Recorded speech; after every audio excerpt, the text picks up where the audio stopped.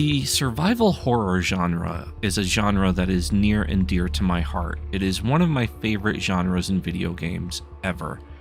Just the idea of the feeling of dread and the feeling of fear and these otherworldly monsters coming at you, if done correctly, is one of the greatest gaming experiences I have ever had. And today what I want to do is I want to share with you my experiences through the survival horror genre. Now, this isn't going to be a review per se. This isn't going to be a critique of these games. This is just going to run down my experiences in more or less chronological order in the way I experienced them as a gamer, and the way I personally discovered this genre that quickly became one of my favorites. So to start out, let's take a minute and kind of define what horror is. Horror, because there's a lot of nuance here, there's a lot of differences, and there's a lot of misconceptions on what horror is and what horror isn't. Again, this is all going to be my opinion based on my experiences. I'm not the definitive author on horror or whatnot. You'd have to go to Stephen King for that. But a lot of people confuse a lot of nuances of horror. And one of the biggest ones is horror versus being startled, i.e. the jump scare. The jump scare is not horror. It's startling, but it's not horror. Horror is an atmosphere. Horror is a combination of several different things to create that mood, that feeling of dread, that feeling of, I don't want to turn that corner because I don't know what's going to be there waiting for me. That kind of a thing. And jump scares are not that.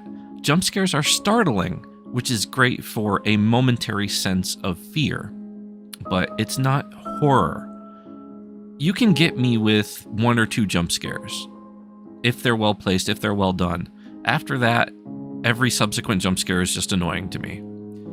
Which is why some of these games that I'm going to talk about in a minute aren't necessarily my cup of tea because of that. Some people eat jump scares for breakfast. I personally don't. I find them more often than not cheap, more often than not poorly implemented. But that's kind of going off on a tangent. The essence of horror is pieces of the puzzle that come together to create this atmosphere of dread. And having established those parameters, we'll get into, again, my personal experience with the survival horror genre, what I found so fascinating about it, and how it really helped to formulate my ideas of what survival horror should be. And in my opinion, a good survival horror game makes you absolutely dread taking another step forward because you don't know what's going to happen. You don't know what's going to be waiting for you around the corner or down the stairs. And just the thought of going there fills you with such... It tightens your chest, it labors your breathing, and you can't possibly comprehend hitting that button to move a step forward. That to me is survival horror. And I find survival horror games a heck of a lot more scary than I find horror movies. 98% of horror movies aren't scary to me. And gore is certainly not scary to me. Viscera is not scary to me. I find that funny. Like old slasher flicks, I'm laughing through them. So gore and violence is not scary to me whatsoever. So having established that, kind of the ground rules, here we go. The year was 1996. And if you weren't there, I'm sorry, because it was an amazing time to be a teenager. Humanity was experiencing its first real technological golden age. Things were advancing so rapidly on a technological front. Computing power was increasing exponentially each cycle, and a lot of things were coming out very, very rapidly. The home PC saw rapid change, rapid development, and rapid deployment thanks to companies like Dell and Gateway. So the mid-90s represented the time where humanity was hell-bent on getting a personal computer in everybody's home.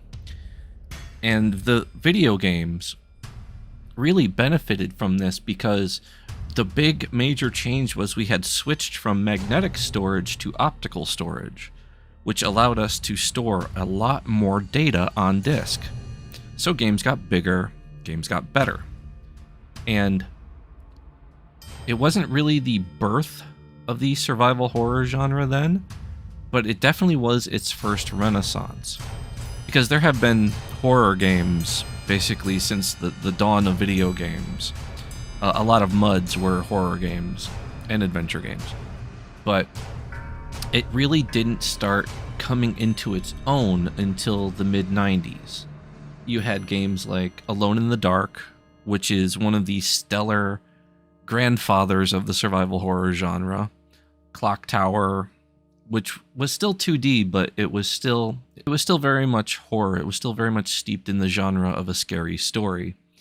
And of course, another one of the pillars of survival horror, System Shock, which is about a rogue AI on a space station, very sci-fi, very cyberpunk, and still very horror. I missed those games because I didn't have a computer until after that, so I didn't get to experience any of those. But of course now, thanks to the internet, I have done research on them, I have watched videos on them, and they truly deserve the title as the greatest pillars of the genre. But where my experience started was with the Sony PlayStation. The Sony PlayStation, I can't explain to you how much of a phenomenon this machine was. If you weren't there, unfortunately, you can't comprehend it, because what you're experiencing now with machines of now is very similar, albeit on a lesser scale. You had to be there to really experience what the jump from 16-bit to 32-bit was. It was absolutely mind-blowing. And I remember at the time, I had subscriptions to several gaming magazines because I wanted to stay informed as possible. And this was the genesis of the internet. It wasn't in everybody's home yet. It was only for like wealthy, well-off people. So it wasn't as common at all as it is today, and it was very, very bare bones. Anyone who has either lived through it or has watched a video or anything on the beginnings of the internet, it was rough. So gaming magazines were still the mainstay, and I had a subscription to three different. I had a subscription to Electronic Gaming Monthly, I had a subscription to Game Pro, and I had a subscription to PlayStation Magazine, which was new at the time. And in one of those, I can't remember which one it was, there was a complete in-depth map and walkthrough of the first game we're going to talk about, and I'm pretty sure you guys can guess it by now, Resident Evil. I didn't have a PlayStation yet. I was one of those that threw all of my weight behind the Sega Saturn, but that's a different story. So I read this walkthrough over and over and over, and I was completely intrigued on this game. I wasn't 100% sure what kind of a game it was, but all I knew from the walkthrough and the little write-ups about it was that it was an adventure game set in a mansion, and you had different kind of weapons to defend yourself with. So I'm like, okay, this is right up my alley. The more I read that article, the more I read that walkthrough over and over and over, the more I absolutely had to play this game. So I made a deal with my father that if he bought me a PlayStation, I would give him my Saturn. Seemed like a fair deal at the time to me. So, and of course, the very first game I bought for my PlayStation was Resident Evil. And I tore into that game like nobody's business. And it wasn't until I started playing that I realized, hey, this game is scary. You know, there's monsters in here and I can't escape, and you know, this is all very frightening. And I was absolutely hooked. I was fairly bad at the game, I remember that. I died over and over and over and ended up having to restart multiple times, but I was absolutely hooked. With that trusty walkthrough by my side, I plowed through Resident Evil, and it engraved a memory on my brain that I will never forget. And it made me a fan of the genre. And one little quirk about it that not many people may have noticed, but again, this was the jump from 16-bit to 32-bit. And for the first time in video game history, the weapons you equipped on your character actually showed up as an in-game model. Prior to this, in the 16-bit and the 8-bit era, if you had a weapon, it was basically a universal pistol that could do everything. Or a rifle that could do everything, like in Contra. In Contra, the sprite for your weapon doesn't change, but it shoots out many different types, you know, the spread gun, the laser, and all that stuff. But this was the first time that if you had a handgun, you saw the handgun. If you had a shotgun, they were holding a shotgun. And that blew me away. Because I had always been kind of a graphics kind of a guy. I know graphics don't make the game, but I've always been very in tune with visual fidelity. Which is probably why my computer is the cost of the gross domestic product of a third world country. But anyway. So this was just amazing to me, and it's one of the first times that I have incorrectly said that graphics can't get any better than this. I was just absolutely 100% blown away, and I thought we had reached the pinnacle of computing. Oh, how wrong I was, but I was a teenager and naive. But Resident Evil set the bar, and it set the bar for a lot of people, and it set that bar pretty high. So being the commercial success that Resident Evil was, other companies started to take notice that there's a future in this genre, that people want to play these kind of scary games. And Square Enix, who was known as just Squaresoft back then, got in on it too with a game called Parasite Eve. And what Square did with this is it took its knowledge and knack for RPGs and essentially made a horror RPG, which was phenomenal. And if anyone has experienced Parasite Eve, you know what I'm talking about. This was a modern-day biological horror. It had a lot to do with a biological weapon, not unlike Resident Evil, but on a more microscopic scale. I'm not going to go too much into the plot of these games, just kind of a basic overview. Is you play as a NYPD cop, Aya Bray, that gets caught in this, again, this biological horror about manipulating cells and genetic engineering and things like that. And it had if you've experienced the combat in Chrono Trigger, the combat in Parasite Eve is very similar. But it was horrific, and yet at the same time, it was completely awesome. People have been clamoring to this day for new iterations of Parasite Eve because it was that phenomenal, it was that memorable. And it pushed the genre forward and, again, made people stand up and take notice. Hey, people want these games, people want these kind of experiences. And lying in wait, almost, so to speak, ready to pounce, getting their inspiration from the success of Resident Evil was Konami. And Konami released one of the greatest dark horses in the survival horror race ever in Silent Hill.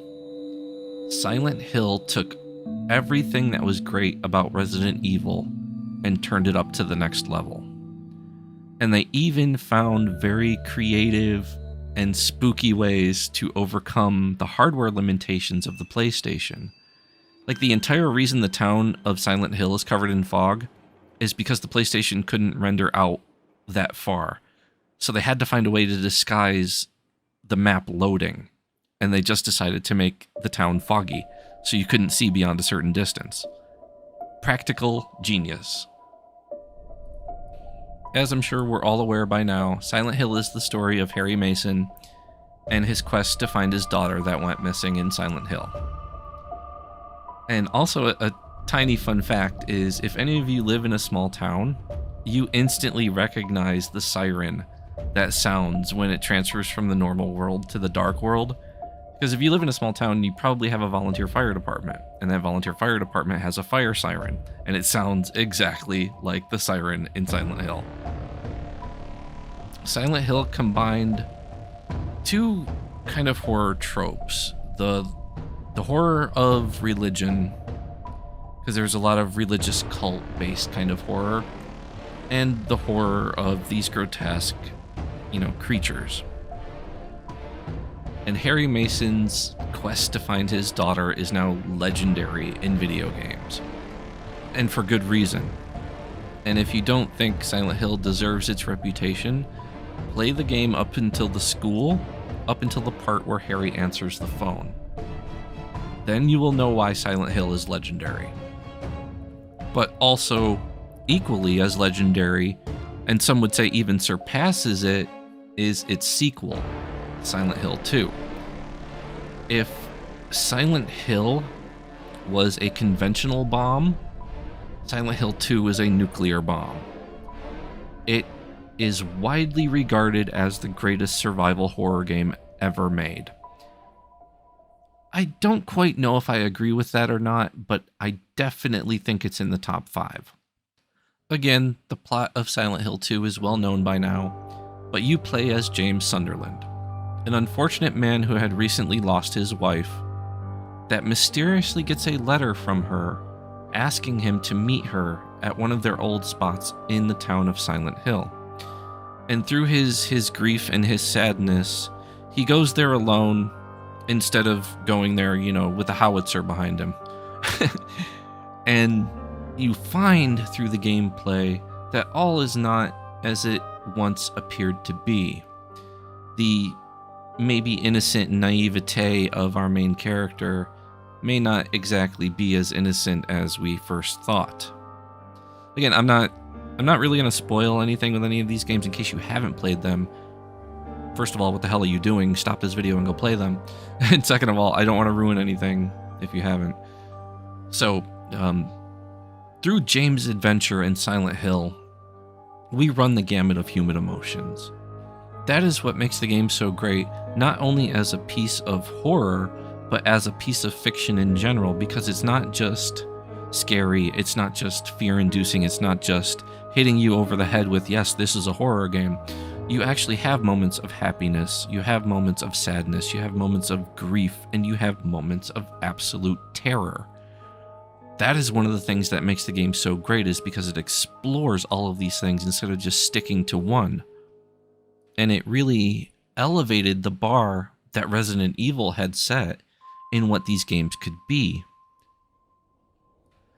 Now the timeline is 2001. The PlayStation 2 had come out, so we had another hardware leap in terms of technology, in terms of computing power, in terms of graphical power. And survival horror games only got better because of it. And the next one I'm going to talk about is the only game that had scared me so badly I had refused to play it again. And that game is Fatal Frame. I have played pretty much every survival horror game since the PlayStation 1, and Fatal Frame is the only game to make me drop my controller, turn off the console, and say, nope, I'm not playing this again. And it all has to do with the core concept of the game. In Fatal Frame, you play as a girl named Miyu, and Miyu is looking for her brother in an old, haunted Japanese mansion. And the enemies of the game are all ghosts. And the shtick is, the only way you can defend yourself is with a camera, the camera obscura. And you have to take pictures of the ghosts in order to harm them. That's why the game is called Fatal Frame. But the thing is, since all of these enemies are ghosts, the rule of once you clear a room, that room is forever safe does not apply. So you have to backtrack several times through the mansion, and you can backtrack through the same room 4 or 5 times in a row and be perfectly fine. But on the 6th time, some ghost will be in there to scare the crap out of you. It is simultaneously horrific and glorious. I can say that now because I'm older and the game doesn't scare me anymore, but when I first played it, it scared the absolute nonsense out of me. Again, so bad that I refused to finish the game. Because you absolutely don't know when a ghost is just going to jump out for the lulz and scare you out of your skin. It's definitely not the scariest game ever, which I just contradicted myself, but it has those moments where once you experience them, you never want to experience them again. So now we were seeing each game had something new to experience, was doing something new with the genre, and it was amazing. And about this time, 2001, is when Nintendo came absolutely out of nowhere with a game called Eternal Darkness: Sanity's Requiem. And Eternal Darkness: Sanity's Requiem laid the foundation for a lot of the horror elements that games are still using today. And one of the big sticking points, or one of the big features of the game, was how the game could mess with you. You had a sanity meter in the game, and once this sanity meter started decreasing past a certain point, the game would break the fourth wall and start messing with the player. It would do things like have cockroaches run across your screen, or in the days of CRT TVs, it had a very specific volume bar, and it would decrease the volume, and it would show the volume bar on the screen like it was messing with your TV and turning the volume down. This was all in the game. This was all practical jokes, so to speak.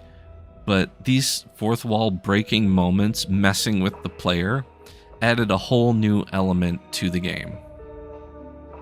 It was almost like the scene in Metal Gear Solid where Psycho Mantis reads your memory card. It was that kind of fourth wall breaking moment where almost the game became self-aware and it wanted to mess with you. The plot of Eternal Darkness revolves around a very Cthulhu-like mythos, the eldritch horror, and it was very Lovecraftian in nature. But the fact that, again, that sanity meter and messing with the player was by far its standout feature. And if anyone wants to check it out today, it still holds up today. I mean, granted, technology has evolved and things don't exactly look the same as they used to, but they'll still mess with you.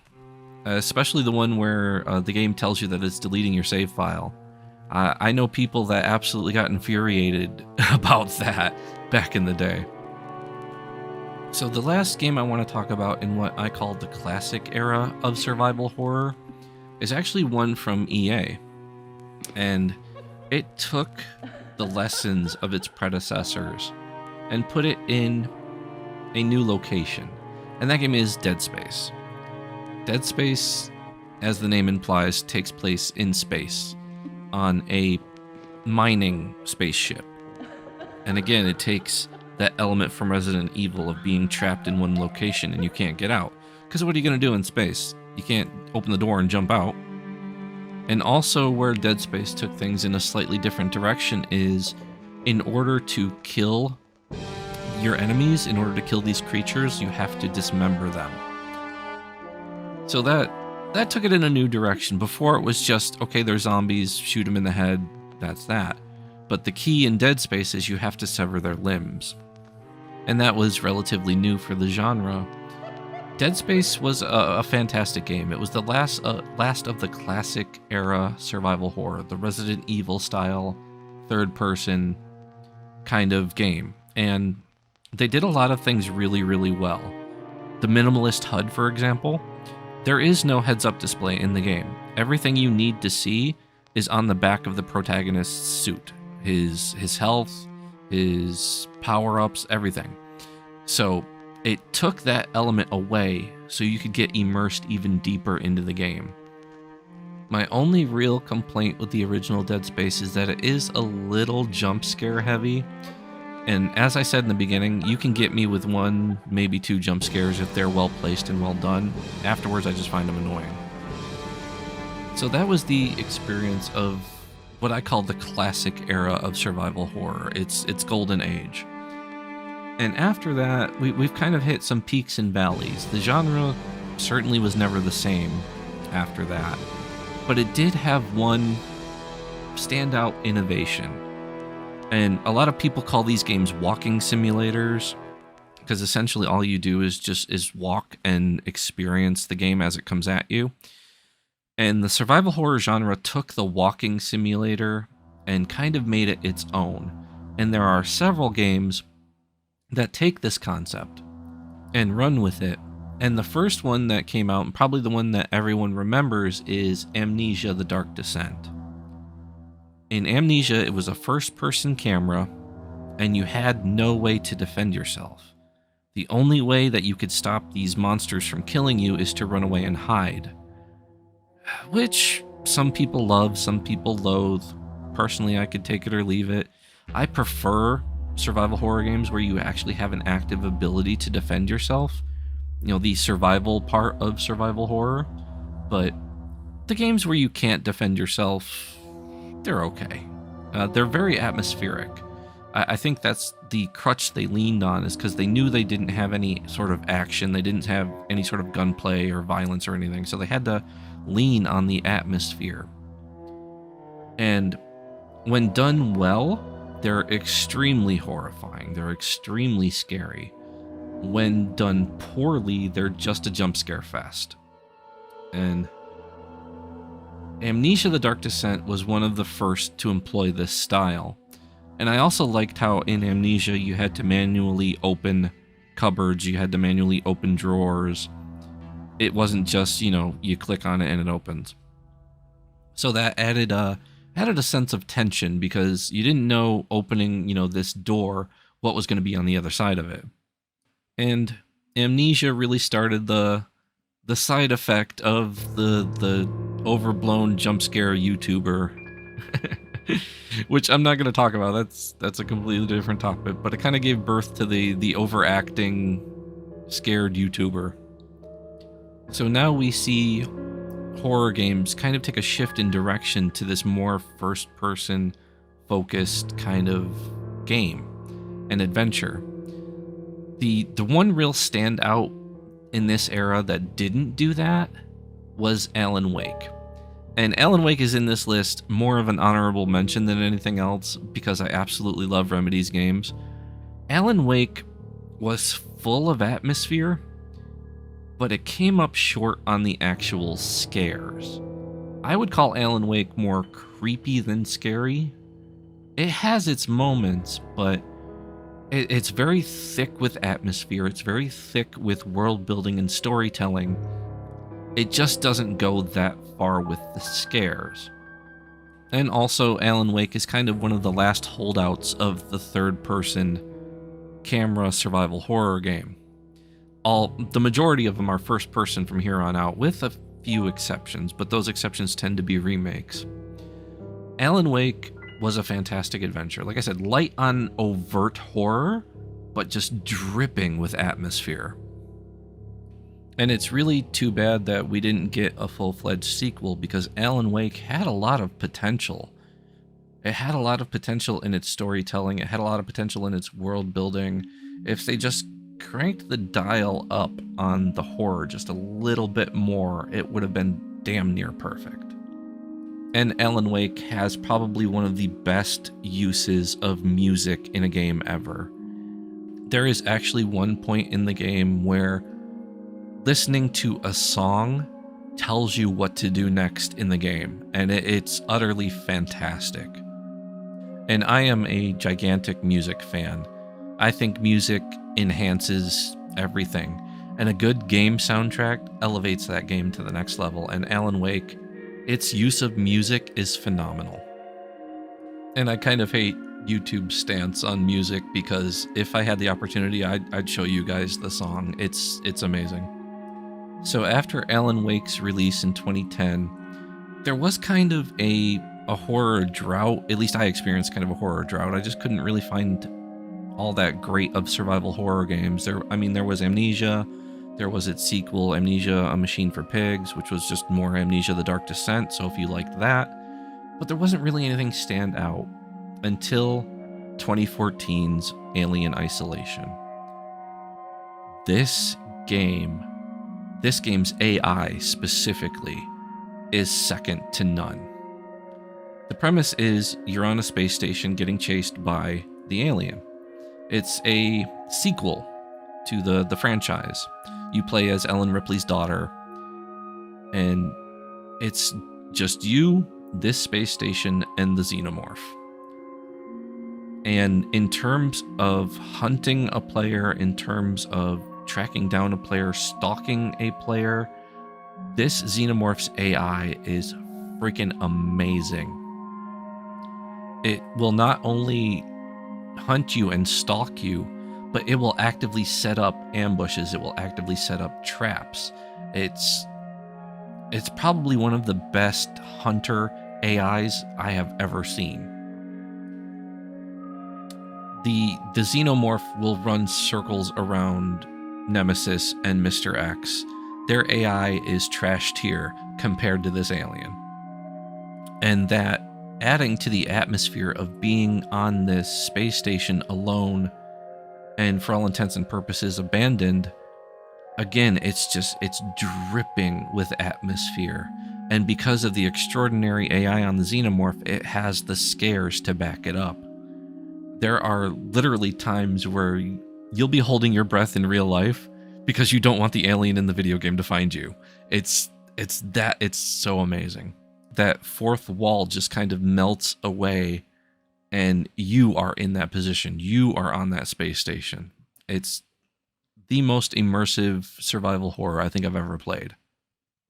And like with any good hunter survival horror game, there's no way to kill the alien, but there are ways to slow it down. So after Alien Isolation, actually in the same year, 2014, an indie horror game which disguised itself as a pure survival kind of base building game came out, and that game was The Forest. The Forest horror elements really take you by surprise if you know nothing about the game, because you think it's just a survival base building game a la, No Man's Sky or something like that, where you have to build a shelter, you have to cook food, you have to hunt, that sort of thing. And it's not until you start exploring the game world that you see its horror elements, and its horror elements are fantastic. And one of the subtle nuances that makes it fantastic is the color of the sky at night. Now, a lot of people don't put any thought into this. They're just like, well, it's dark, right? Well, yeah. But typically for video games, what they do is for the sky at night, they use a shade of blue, which is not horrible. It does simulate a night sky, but it also provides enough illumination for the player to see. What The Forest does is it uses black for its night sky. And when it is nighttime in the game, if you don't have any sort of light source, you cannot see anything at all. And it enhances the feeling at night. It enhances the feeling of when you're in a cave, when you're in an underground place, because it's pitch black. And your light source only illuminates to a certain distance. So this leads to a lot of semi-jump scares where you bump into something scary that you didn't know you were going to bump into.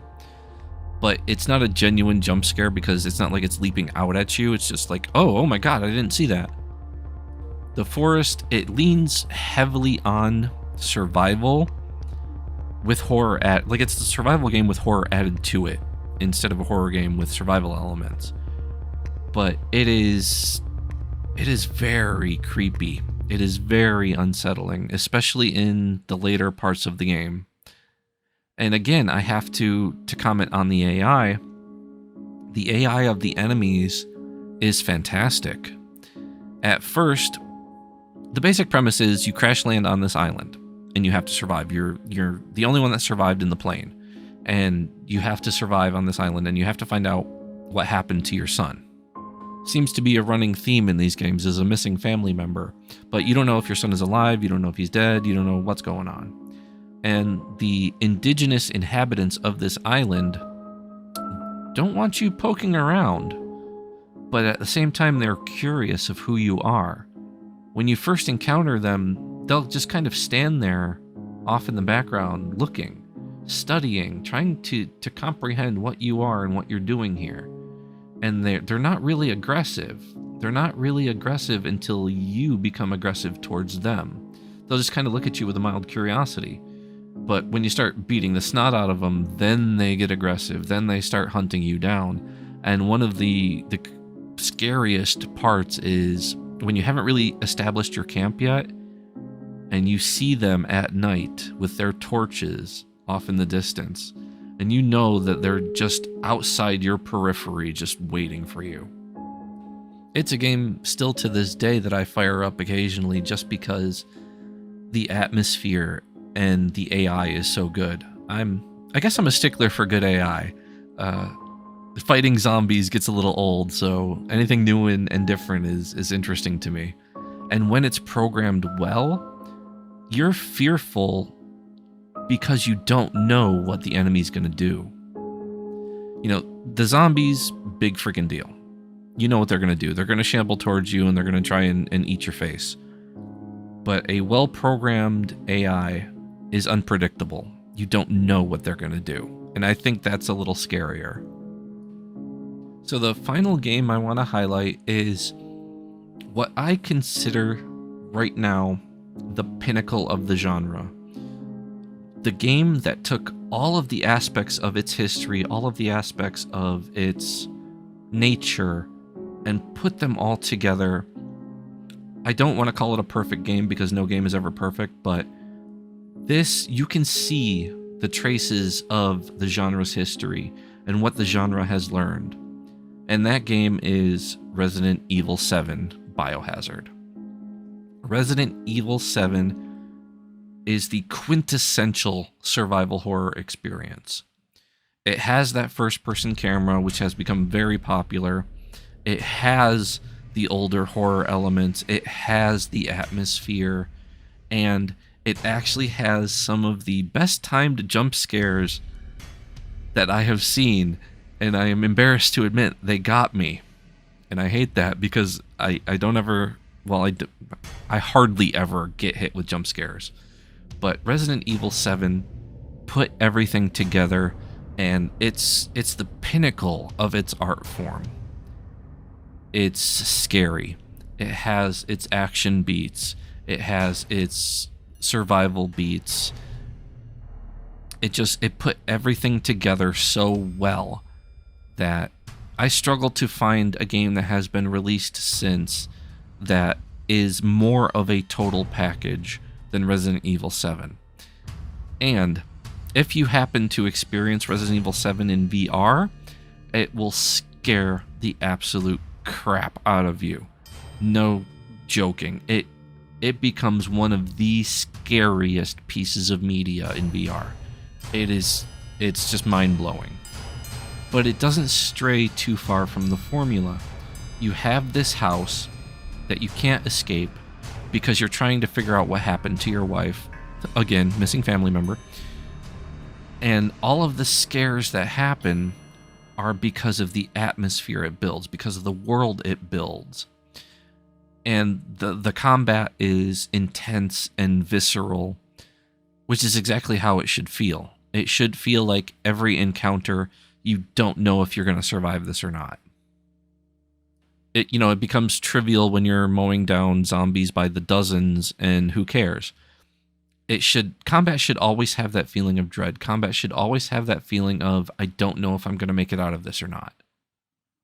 And it should be because of an actual feeling of dread. It should be because of the world building. It shouldn't be because of arbitrary systems like, I'm out of health potions, or I'm low on ammo. No, it should be because of the atmosphere the game has built. Every encounter, you should be fearful. And it's actually funny I mentioned this because its sequel, Resident Evil Village, toned down the scares because Capcom said that they had got too many complaints that Resident Evil 7 was too scary. So because of that, Capcom shifted a little bit in the other direction, and Resident Evil Village was a little bit more action heavy, like Resident Evil 4, instead of the pure horror experience that was 7. And I think Resident Evil Village actually suffered because of it. I think Resident Evil 7 is the pinnacle, and Resident Evil 8 falls short because they didn't focus on the horror. They didn't focus on the atmosphere as much. It was, and I'm probably going to get hate for saying this, but Resident Evil Village was Resident Evil 4 2.0. That's it. You know, that's the truth. Well, it's my opinion anyway. But 7 was just so good, and it had taken that bar that the original Resident Evil set and just threw it into the stratosphere. And I don't think we're going to see another game like it. Maybe if by some miracle PT actually gets made, maybe. But I doubt that, because Konami doesn't make games anymore. So that's my experience, my kind of awkward timeline through the survival horror genre. And the games that really stood out to me as impactful, the games that I can recall from memory. There have been other survival horror games I've played, but I've completely forgotten about. These are the ones that stand out to me, and if you haven't experienced any of these games, please go play them, because they're all amazing. You know, it's been a winding road for the survival horror genre, and we're in a good place. You know, the Dead Space remake is coming out. Resident Evil Village was successful despite it being less scary than its predecessor. So we're in kind of a good place right now for the genre. So that was it for me. If you like this video, please like it, please subscribe, please hit that thumbs up button, hit that bell, do all the things YouTube likes, because this channel is still new and still kind of struggling. And please consider that subscribe star if you're able. And that's it. I'll see you guys on the next one. Take care. Stay safe. Hey everybody. If you made it this far into the video, thank you so very, very much for watching. Seriously, every view on my video is a treasure. Thank you so much. Don't forget to like, don't forget to subscribe. Also, check out the links below for some goodies, some merch, and all that fun stuff. Again, thank you so much for watching, and I'll see you in the next one.